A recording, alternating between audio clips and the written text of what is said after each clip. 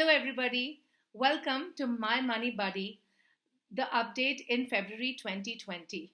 Well, I'm sure by now you've all been reading various articles with respect to the budget that just came out a couple of days back.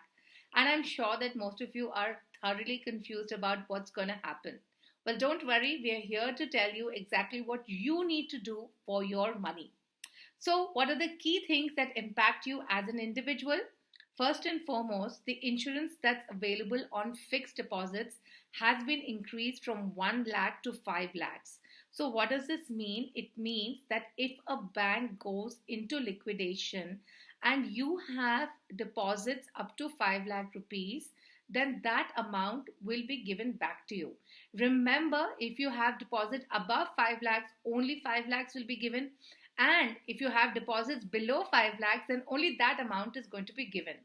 The point to note here is that the amount is going to be given only on liquidation of the bank and not in case of bank just suspending operations, which is what we saw in the recent cases.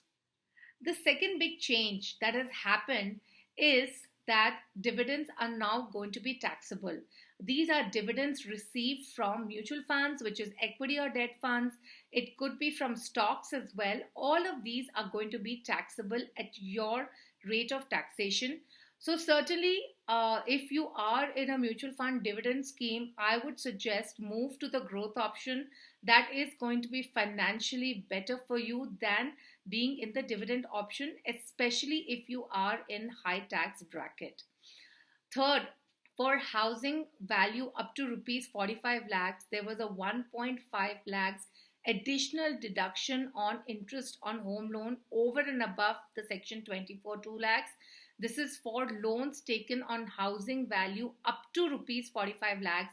That has been extended by another year. So you can still take a loan on a house for value up to 45 lakhs and get an additional 1.5 lakhs over and above section 24. Of course, the big change has been a new regime of tax slabs where you do not get any deduction except for corporate NPS contribution. So by any deduction, I mean you do not get section 80C, which is your investment instruments like PPF, your insurance premiums, EPF. You do not get 80D on medical insurance premium, 80E, which is to do with education loan interest, the disability sections as well. You do not get 80G with respect to rental accommodation, the one on donations as well. Also, you do not get any allowances like HRA or LTA, so you cannot claim any of these at all. So before you decide to move to the new regime, you need to use a tax calculator. There are a whole lot of them which are available online. There's one that's available on Money Control that you might want to check out. So check out these calculators, work out where you're really going to benefit, and then decide the tax regime accordingly, because once you decide the regime, you really can't change. As per our calculations, what we see is that for most people who are claiming all the deductions, the old regime is going to work out much better. So that's it, folks, from me. I only wanted to talk to you about the main big changes that have happened in the budget. Do spend some time reading up and maybe, talking to a tax advisor or a chartered accountant who can take you through some of these and the implications of some of these changes on your own portfolio. Happy investing and look forward to speaking to you next month.